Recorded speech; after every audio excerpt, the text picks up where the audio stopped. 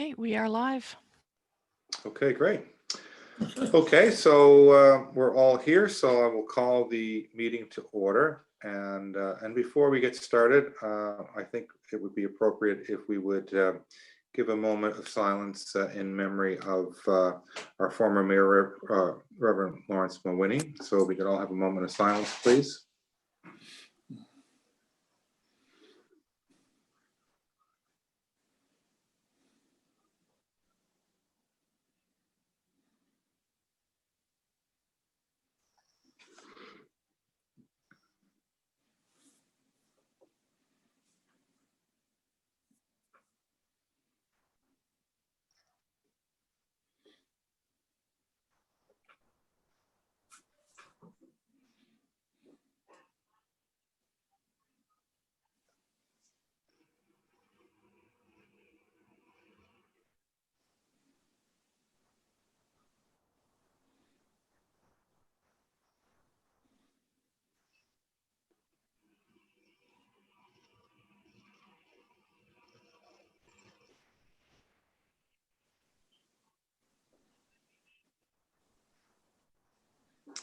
Okay, thank you very much. So we'll move on, and we'll take a moment to acknowledge that we are in Mi'kmaq, the ancestral and unceded territory of the Mi'kmaq people. And then next on the agenda is our approval of the agenda. So I would look for a motion to approve the agenda, please. I approve. Motion. Okay, okay, we got David and Oliver seconds the motion. All in favor? Aye. Opposed? Motion's carried. And we have the minutes from the July 20th meeting. Look for a motion to approve those minutes. I'll happily do that. Oliver moved. We have a seconder. Second by Ronnie. Are there any errors or omissions to note? Hearing none, all in favor? Aye. Opposed? Motion's carried. Okay, we have no public meetings or presentations tonight, so we can run right into unfinished business. So the first item there is the consideration of the revised HAD background study and the review of the boundaries. And Arthur, I think you have a staff report that relates to this. Yes, I do. Thank you very much. This is a carryover from our last meeting of July 20th. We did discuss the revised Heritage Conservation District and its boundaries, which are required to be understood in order to undertake the background study.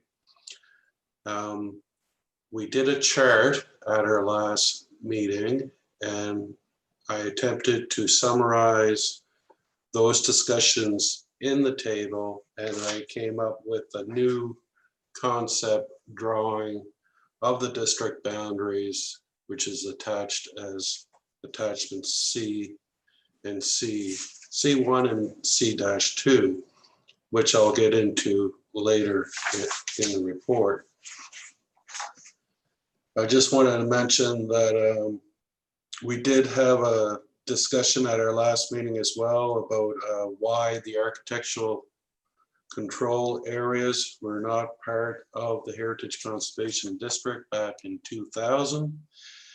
I reviewed the 1994 background study, and it does not really shed any additional light on the subject, other than it was decided that as the architectural controls were developed and approved by council as part of the municipal planning strategy, they would not be part of the Heritage Conservation District.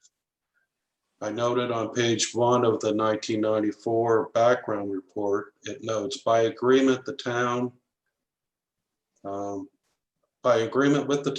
report is limited to discussions of the Old Town area only. Other districts may be considered in future reports. I provided additional information on the 1994 background study in attachment A, and additional information from the MPS and attachment B for the committee's review. I also reached out to Peter Hahn and Bill as well, and both felt that the main focus was the protection of the Old Town as a National Historic Site. The process, which was initiated in the early 1990s, was put on hold for the UNESCO designation, which came into effect in 1995, to see if the town needed to do more as a designated World Heritage Site. When the progress resumed, the town wanted to concentrate on Old Town and have that part completed as a Heritage Conservation District. So that's pretty much all I could find on the background why the architectural control areas were not part of the Heritage Conservation District back in 2000.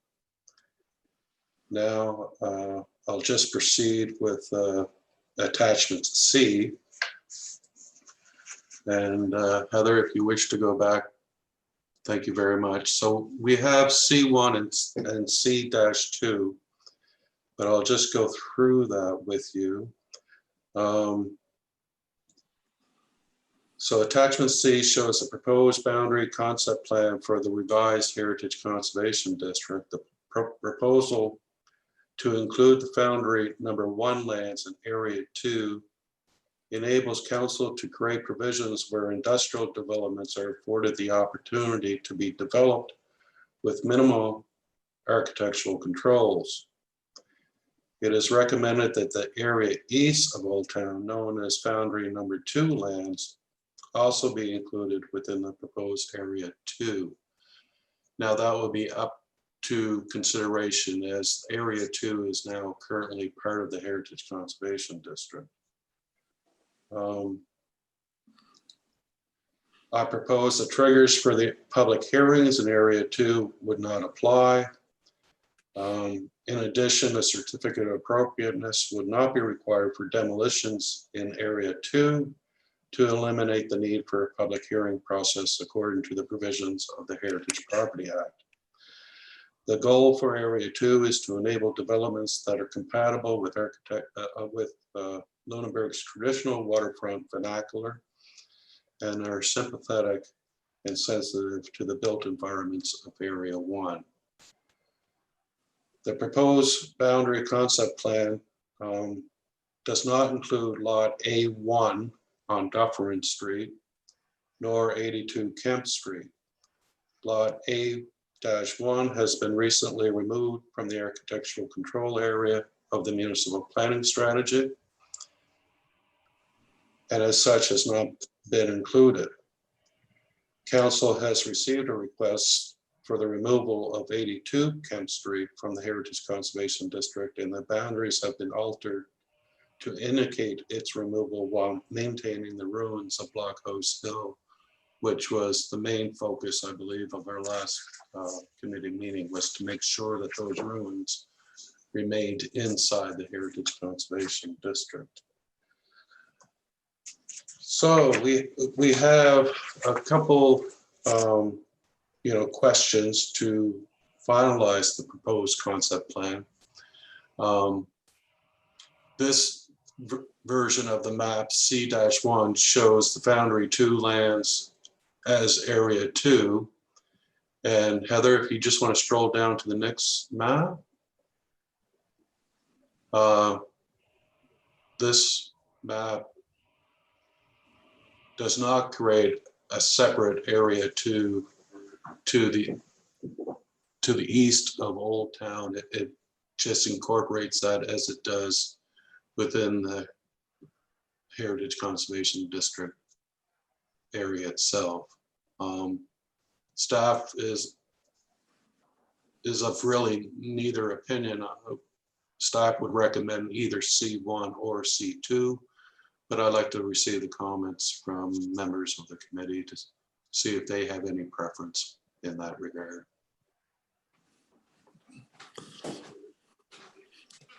Well, I prefer C2. I think that's makes it a lot simpler. So you prefer C2 just as a simplified version rather than having 2 area 2s, just to have one? Yeah, I think, yeah.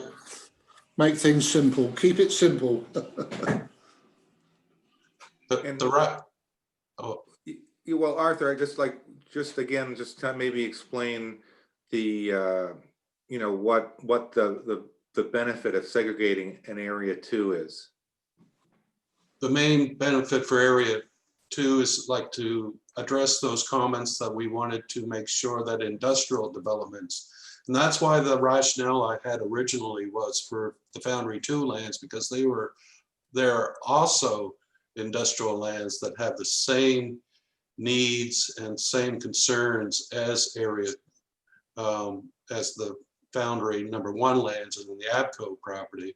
So this will enable industrial developments to occur with very minimum controls other than scale and massing of the buildings, but it won't get into materials. It will allow steel, metal siding, which is also one of the needs of ABCO. But it also ensures that the massing and scale are sympathetic to the areas, but very, very minimum controls. The triggers for public hearings would not be applicable in area 2, so they would not have to wait the 3 to 6 months to undertake a public hearing process. They have special needs that they may have to adjust and conform with new industrial developments. So our intent here was not to hinder them too much, but also bring them in, because our public hearings the public information sessions that we had with regards to the adoption of the Heritage Conservation District mentioned the needs of the citizens to have that concept of protecting the coastline area around Lunenburg's harbor. So that's what we're trying to attempt to do here, is to expand area 1 and the waterfront of the old town with the waterfront of the new town and wrapping all the way around Tannery Road. But we're excluding, we had a discussion at our last meeting about the golf course lands, and it was felt that it's best to leave that to council's policies pursuant to the comprehensive community plan as well as the municipal planning strategy. So we're proposing that area 1 will then just stop along Tannery Road as shown on the map. So that just gives you some rationale. I felt the rationale for including area 2 with the minimum controls for the industrial developments certainly applies to the industrial nature of Foundry number 2 lands as well. So that's why I came up with the concept for C-1. But as I noted, that area was part, and well, it's currently still is part of the Heritage Conservation District. So that by including it within the new Heritage Conservation District, the property owners shouldn't see a big major change in policies that are affect their development in that area. Now, area 2, the Foundry 1 lands by Newtown and by ABCO, they were not part of the Heritage Conservation District. So these are really new provisions that would apply onto their lands with regards to developments and the aesthetics of new buildings and outbuildings. So this is an attempt, I guess, to ensure that there are compatible developments surrounding Lunenburg's harbor in a way that also addresses the needs of those industrial development property owners in those areas. So then actually by having 2 area 2s, I read that as being actually more simplified as not, am I reading that correctly? it could be more, it's simplified with regards to the property owners within those areas for sure, because there'll be less controls,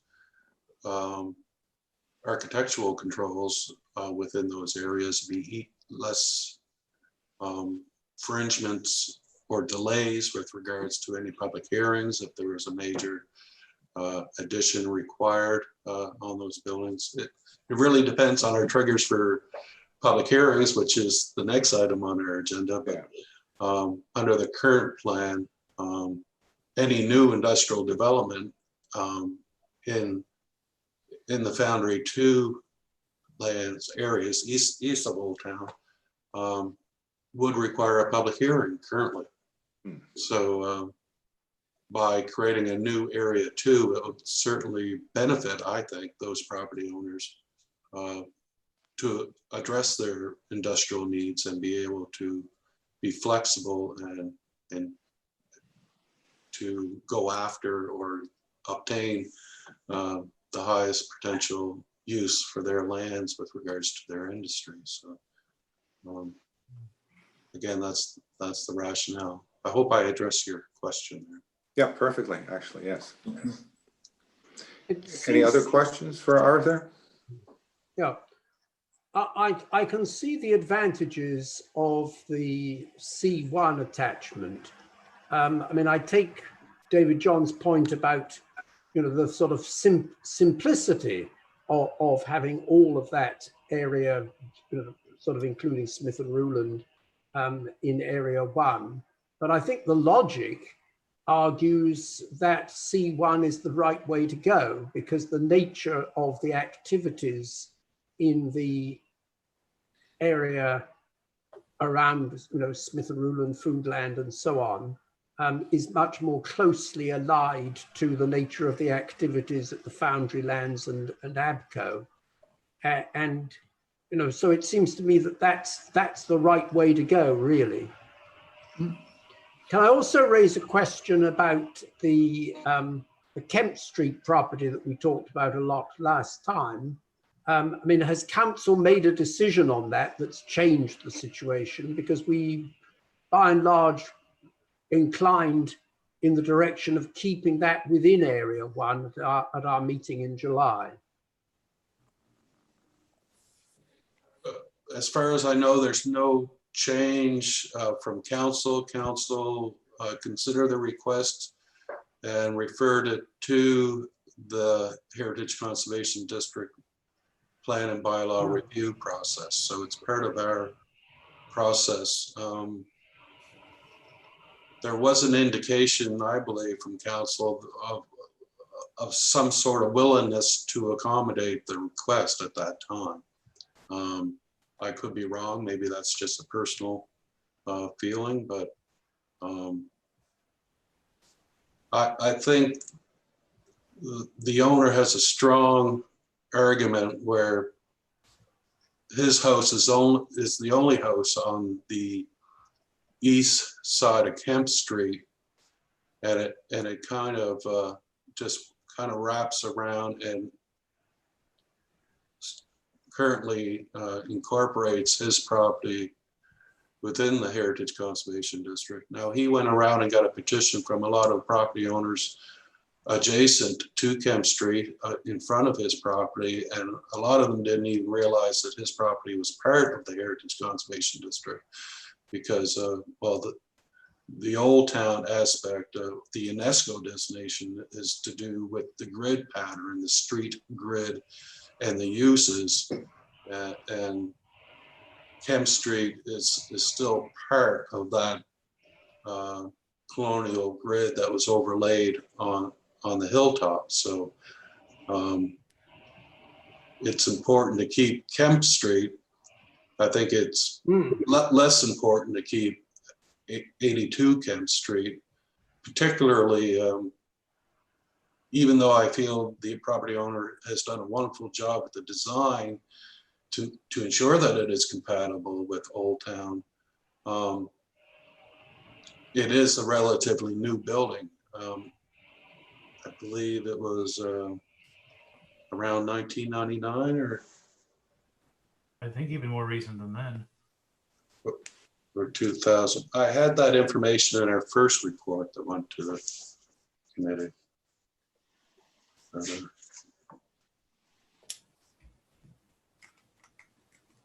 I definitely prefer the area 2 on both Foundry sites, mostly because of the, as Arthur had said, it's industrial lands down around the Smith and Newlands, and I think that would make a lot easier for decision making that council would not need to be part of for a public hearing or to make it a council decision, and just leave it up to the rules we have in place and to follow those rules. I think, to me, makes a lot of sense. Unfortunately, I missed the July 20 meeting, and looking at the new map of Area 1, we seem to have included all of Linden Avenue and Young Street and that whole area into the new Area 1, which I'm a little concerned about.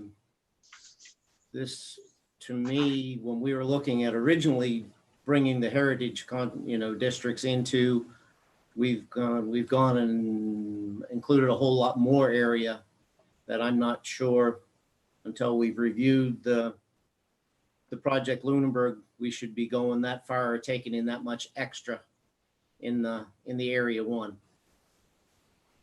Now, that might have been discussed in July, that unfortunately, like I said, I wasn't able to be in on that discussion.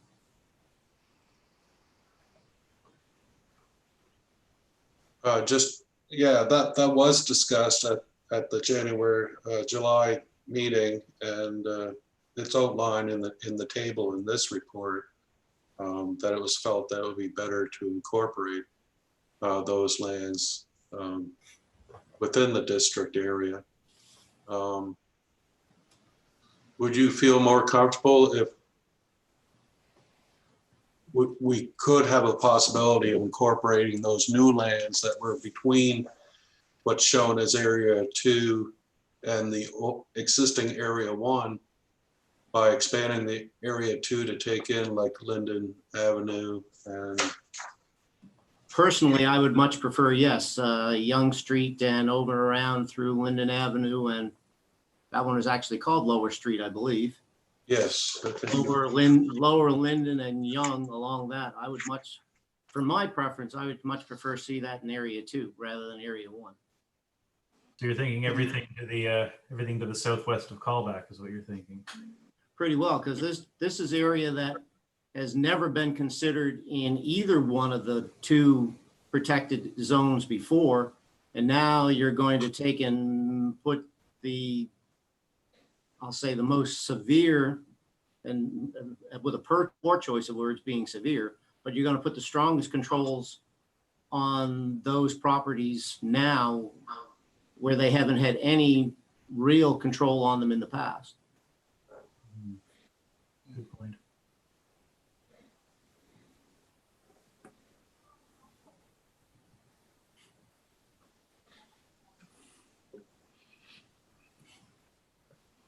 Ronnie does make a valid point there. It's difficult to impose,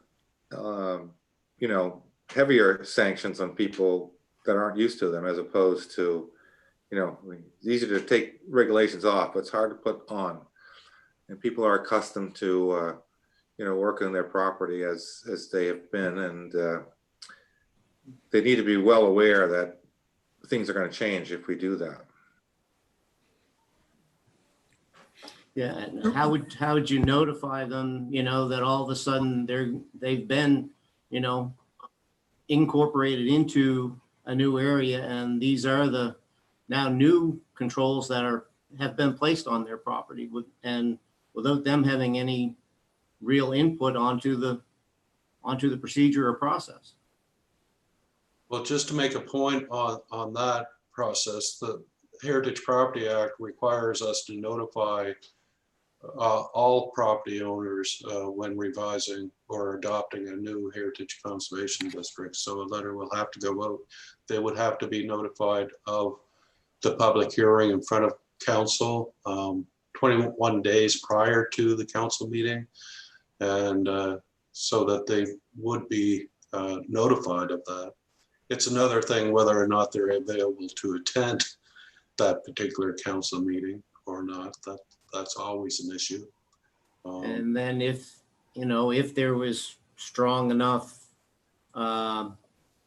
opposition, would we then be able to change it from area 1 to area 2, or would they just be automatically in area 1?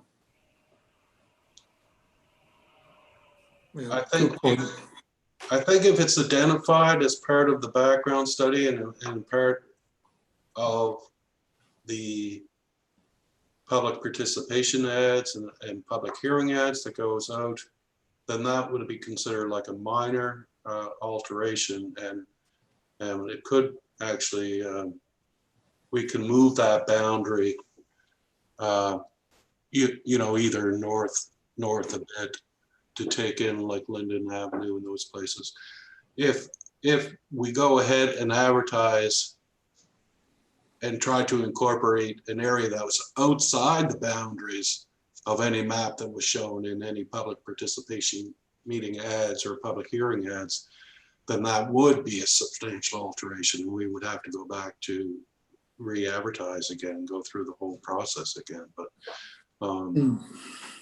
so it's a tricky balance to make sure what is and what isn't a substantial alteration to the proposal when council passes first reading.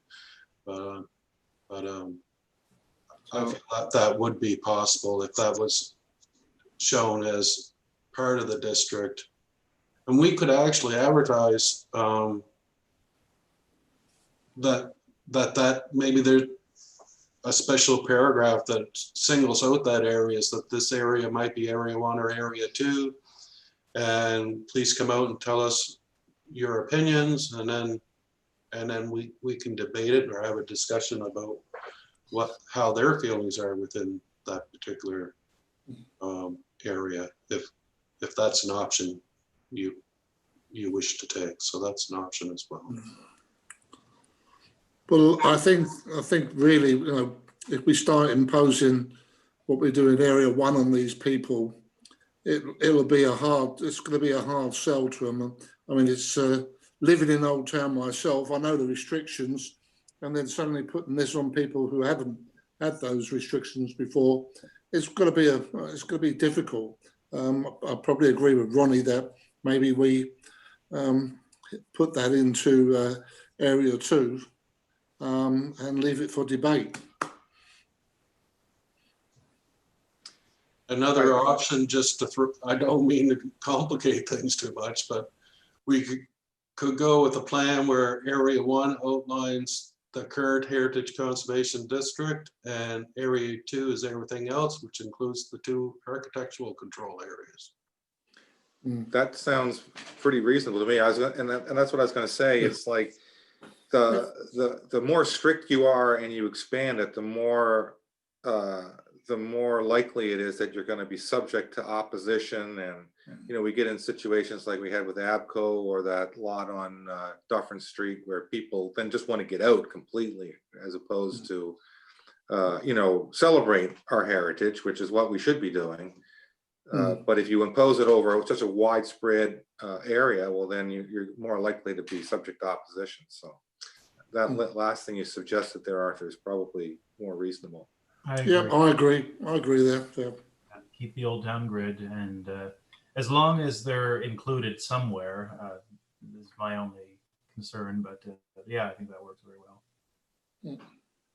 So how about if I take all this information back, come up with a revised map again for our next meeting, and then discuss it a little bit further before making a recommendation to council? Does that sound a reasonable way to proceed? I'm happy with that. We're keeping you on your toes, but Sounds good to me, Arthur. No, I really wish to try to get this is a very important aspect of the plan, is trying to define the boundaries. So I want to be able to take our time and make sure we do it right, and have it as the committee feels it should be, presented to council on that at the end of this particular stage of the process, if you know what I mean. Yeah, no, So- that sounds good. And I would say we have consensus by what I'm hearing. I can't see everybody here on the screen at the moment, but I think if there's any opposition to that, please speak. I think it makes, Just to confirm, we're good thinking- sense. Yep, I'm good with that. Yep.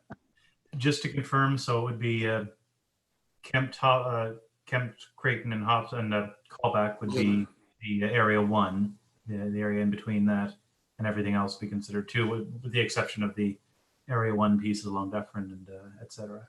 Well, there's some properties actually on the, the west side, I call the west side of Callback Street, that would certainly still be within area 1. So I have to go back to the actual district map Mm-hmm. and draw that out. And there's like between Lincoln and, just hold on a second. Okay, I think I can look out my window and see most of them. So. Between Lincoln and Pelham, that area is included, like where the old library was part of the actual district. So that should remain part of area 1. Okay. And then everything that wasn't part of that part of the district would become area 2. Mm. Yeah. So that's why I feel it'd be best to go back and actually make sure we got the boundaries correct and then bring it back to the committee. Mhm. Okay, yeah, further that sounds great, Arthur. Okay, so have we covered that, to everything you need to bring forward, Arthur? Yes, just should we have a further discussion on 82 Kent Street, or should we just, I don't know if the committee wishes to discuss that anymore, to give me some indication of whether that should be in or out. Well, I do, as you stated earlier, I do think the owner has a good case to, for the exemption. I guess it would be more of the will of council they have the ultimate decision on that. I mean, I've always felt that it should be celebrated that is such a new building, but fits in so sympathetically with the others. I think we should be celebrating that fact and encouraging that fact.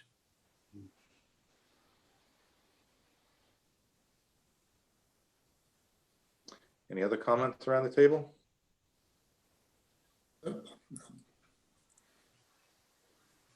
I think there are a number of other homes along the top part of the district that could argue a similar point because of the age of their homes.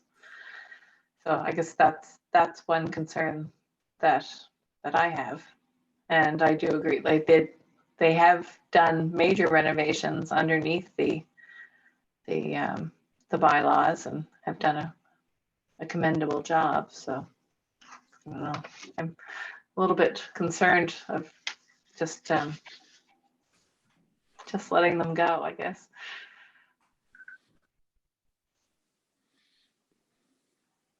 Yes, I mean, I think my own feeling on it is that the significance of that particular lot relates to the way in which it is so very close to Blockhouse Hill. I mean, one of the difficulties about it is that we cannot know whether the existing building would have been as it is if it hadn't been subject to some of the controls at the time that it was built. I mean, it's a very sympathetic building. In practical terms, unless it should burn down, which I trust won't happen, I don't think anything is likely to happen there that would be, contrary to what we would want to see happen. But I do also have some concern about the fact that, we've had during this year several requests from places that were on boundaries to come out. And as Natalie's already pointed out, each time we say yes, we increase the possibility of other people on boundaries wanting to come out. And eventually we'll find the whole thing so chipped away at that we've lost the real rationale for the areas we've got. That's what I think the point when we, looking at expanding it. I mean, I think we can hold true to the district that we have, and then be proud of that, and be maybe proud and less flexible, as opposed to spreading ourselves too thin and then make ourselves subject to exceptions all the time. Yeah.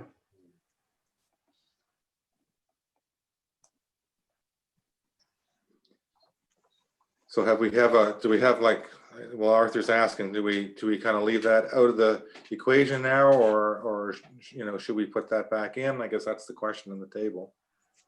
Well, it is down to the council to make that decision anyway, if it's going to be in or out. As you say, you're on a sticky wicket if you keep allowing people to keep moving all the time, moving the boundary inwards and inwards, and we'll end up with just a property on Blue Nose Drive. That'll be it. So we really,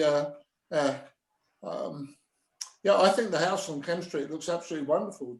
Great job there.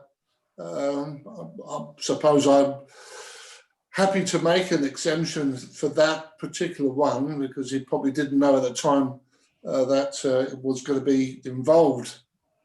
But with the others, as Oliver says, you start letting people out, then you start diminishing the whole point of having a heritage conservation area.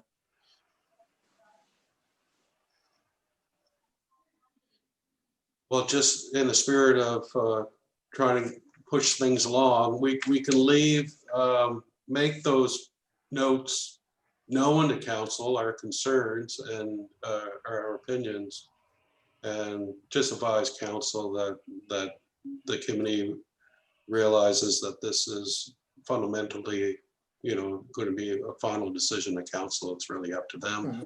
Mm-hmm. And but we can advise them, the best we can, and just not actually make a final decision from the HAC to them with that regard. But just point out maybe I could do up a table of pros and cons about both points of view, and see if I can't do a really good summary of that, and maybe that will help, even us at council down the road to make a decision. So Yeah. That sounds, I think that might be a good idea. Yeah. That's a great idea, Arthur. And then again, it won't come back to us. We can throw that in their court, and then council can make the decision, and we'll move on. Okay, will do. Great. Okay, so the next up is the review of the triggers for public hearings. This was also part of the report that went to the committee on the July 20th HAC meeting.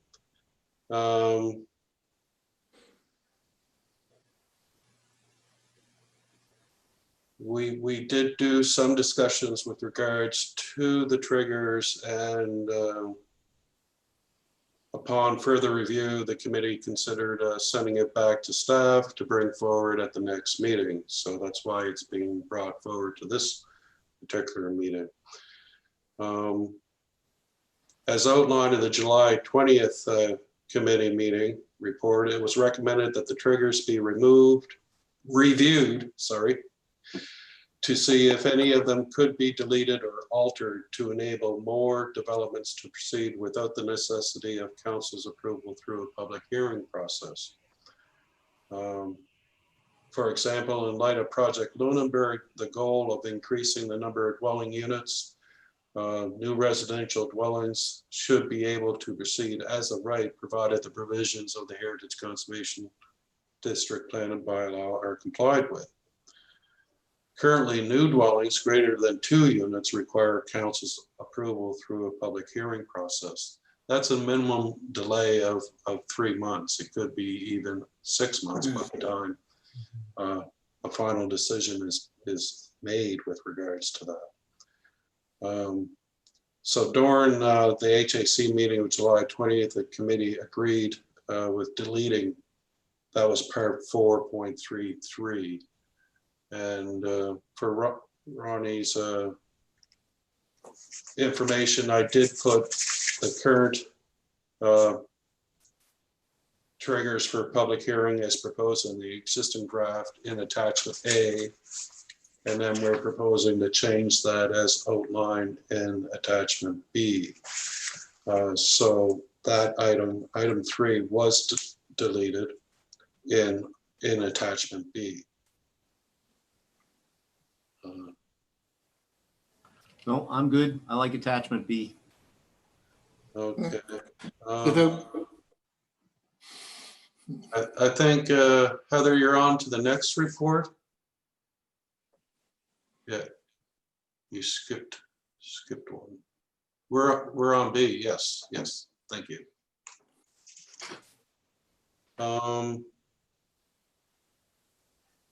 At the July meeting, the HAC also felt it would be appropriate to enable new commercial buildings, new industrial buildings, and new institutional buildings, including public buildings, to proceed without the necessity of council's approval through the public hearing process.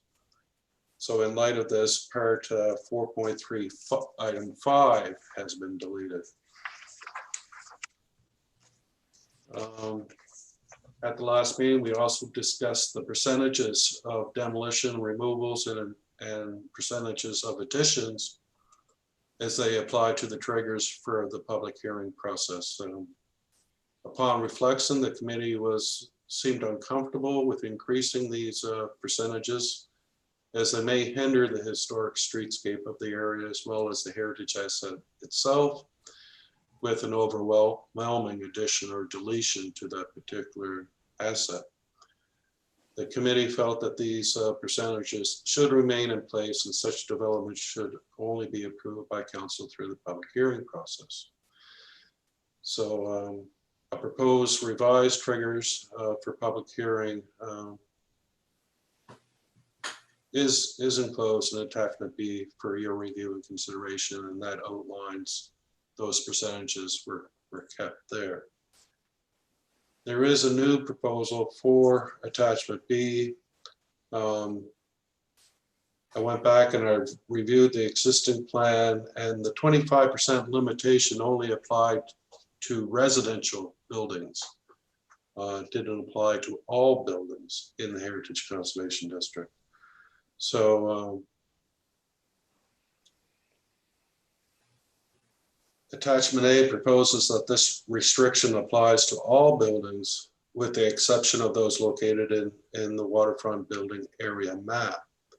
Attachment B amends this to revert back to the existing Heritage Conservation District plan bylaw and limits this restriction solely to residential buildings, and clarifies that additions to any existing commercial, any existing industrial building, any institutional or public buildings, as well as those indicated in the waterfront buildings area map, are exempt from this provision. So if you'd like to refer to Appendix B, you can see where item 3 has been changed to revert back to how the existing Heritage Conservation District bylaw is, where it applies solely to residential buildings.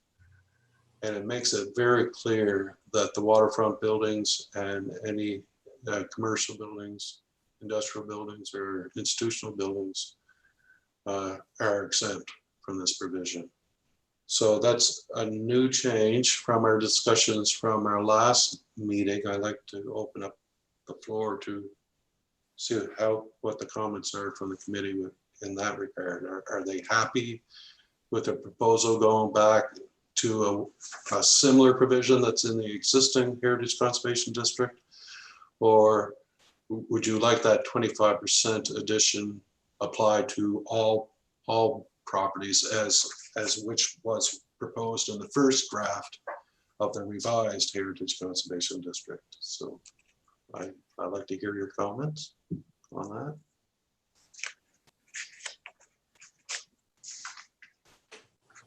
Go ahead, Ronnie. For me, I'm good with attachment B. Depending on discussion, I'm certainly ready to make the recommendation. Yeah, I'm of the same opinion as well. I think I'm happy with that proposal. I agree. So the recommendation of motion, if all the members do agree with, just to be that the HAC advises staff to continue with the Heritage Conservation District Plan and Bylaw review with the revised triggers for a public hearing as outlined in attachment B.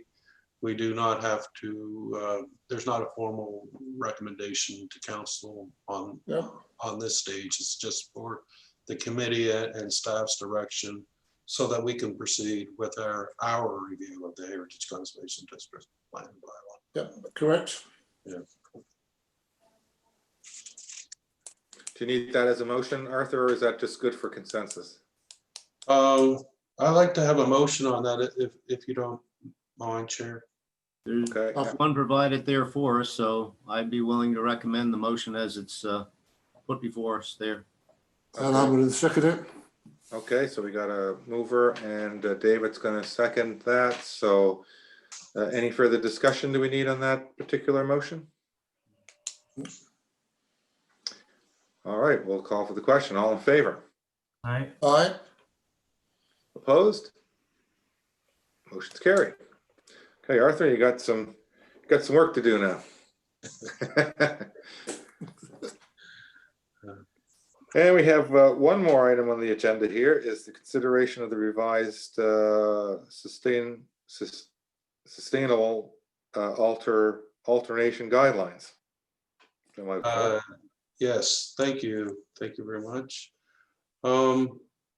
This is another effort to try to minimize the amount of developments that are going forward to council for their consideration.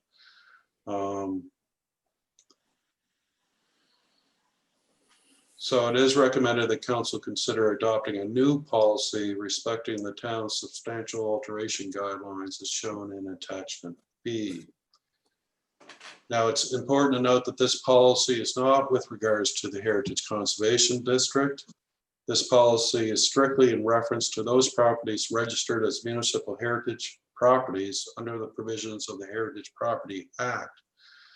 The location of these properties are throughout town, though some may be located within the Heritage Conservations, others are not. In instances where a development conforms to the design lines of the Heritage Conservation District, the proposed revised guidelines, attachment B, will enable the heritage officer to declare to the applicant that the development is not a substantial alteration, and in essence, no approval of council is required. Now, I provided council as well as the committee two examples. We recently had to approve a ramp to the back of 10 Falkland Street. That design was in keeping and met all the conditions and requirements of the design guidelines of the Heritage Conservation District. But because it was a municipally registered heritage property, council had to approve that. So it had to go through the HAC. We did a recommendation to council, then council approved it so that they could go on and get a development permit for their ramp to the building. The same thing applied to the Presbyterian Church at 111 Townsend Street. The roof alterations to a metal roof was in keeping with the Heritage Conservation District. And usually those types of developments, if it wasn't a municipal registered heritage building, would have simply received a certificate of appropriateness because that particular property is within the Heritage Conservation District. And then they would have been able to apply for their development permit and building permit. But the way the guidelines are written now that required going through the HAC and getting council's approval. So this is a proposal to amend those guidelines. And a change that I put in because I thought it was particularly of a concern that I had, that we should also limit the size of additions or demolitions on registered municipal heritage properties in the same fashion as we do with the proposed provisions for the Heritage Conservation District. If a proposed addition or demolition removal exceeds the percentages as described in the revised substantial alteration guidelines, council approval would be then required. So again, that goes back to the 25% limitation, where if you're adding or deleting something of substantial size, the possibility of impacting that heritage asset goes up. So that's the rationale for actually including that provision in there. So if you want to refer to attachment B, Heather, we can go right down to that. And what I have done is I added those changes in red so it'll make it easier for you to actually see. So where the existing guidelines says additions, including porch, verandas, entries, stairways, and dormers, no matter what they are, they're considered a substantial alteration requiring council's approval. So we just added, unless said development is in conformance with the design guidelines of the Heritage Conservation District. So as long as upon review, it meets the Heritage Conservation District design guidelines, then it should be okay because it meets those design guidelines, and it's not that urgent to actually take to council. Now, if a proposed design does come forward, such as an addition that does not meet the design guidelines, then by all means that would have to still continue through the HAC to council for ultimately council's approval for municipal heritage property. And so I've done that for all those sections that were in the current guidelines. I also made it clear that notwithstanding anything herein contained above, the following shall be considered substantial alteration. Any development that does not conform with the design guidelines of the Heritage Conservation District. So that goes back to what I was just speaking about. Talks about, again, the demolition or removals, the 10% rule, which comes out of our Heritage Conservation District plan. And again, for the sake of clarity, I felt it was important to keep the list of the non-substantial alterations just to keep them in place. And some of the wording had to change, but most of that wording is in keeping with the existing guidelines for substantial alterations to municipal heritage properties. This is just a policy of council, so we don't actually need a notice of motion. It just needs a motion of council to approve. Therefore, I'm recommending for the HAC to make a positive recommendation to council to rescind the current substantial alteration guidelines attachment A and concurrently adopt a new revised substantial alteration guidelines attachment B. And that's for your consideration.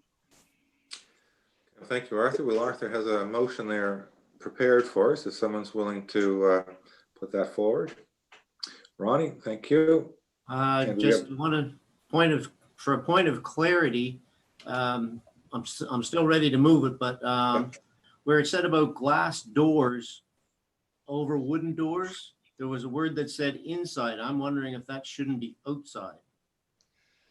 No, it's wooden screen doors. If there's a wooden screen door covering a fully glazed glass door, then it'll be okay.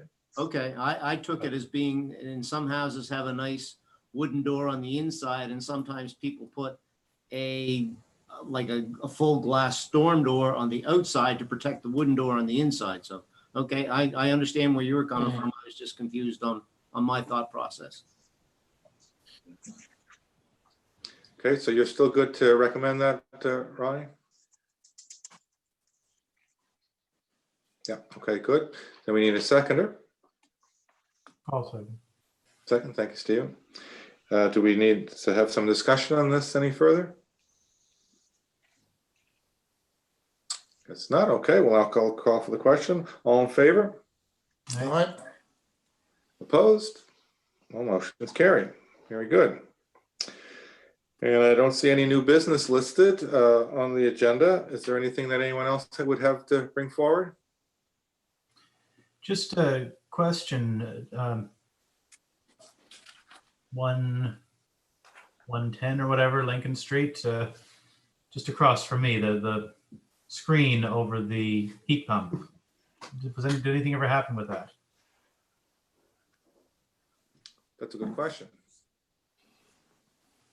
I actually sent him There, another. I know nothing happened on that end, but Nothing's happened so far. I sent him another note saying, you know, due to COVID, I understand it's hard to get materials and a contractor to come out. So I gave him until, I think it was the end of August. And I haven't heard anything back yet. We're probably good till October 17th. There's so many election signs in front of that now, you don't see it. that's true. Oh. Okay, so we don't have a date down for our next meeting, Arthur. I thought we had it scheduled. That's the only reason I mentioned it. We do. It's Monday, November 16th is what I have. November 16th. Yes, that sounds right to me. Okay, fine. Well, hopefully Ronnie and I will still be here. Hey, Ronnie? Stephen will probably be chairing the meeting then, maybe. If you leave those $10 notices outside my door, you'll be in. Okay. All right, well then we won't hold everyone up. All we need is a motion to adjourn and we can be on our way. Okay, Oh. I'm happy to move. Oliver and I think David John made a. Yeah, I did say, Yep, yeah. okay, good. All in favor? Aye. Motion's carried. Okay, very good, guys. Thank you very much. Okay. Thank you. Have a great evening. Got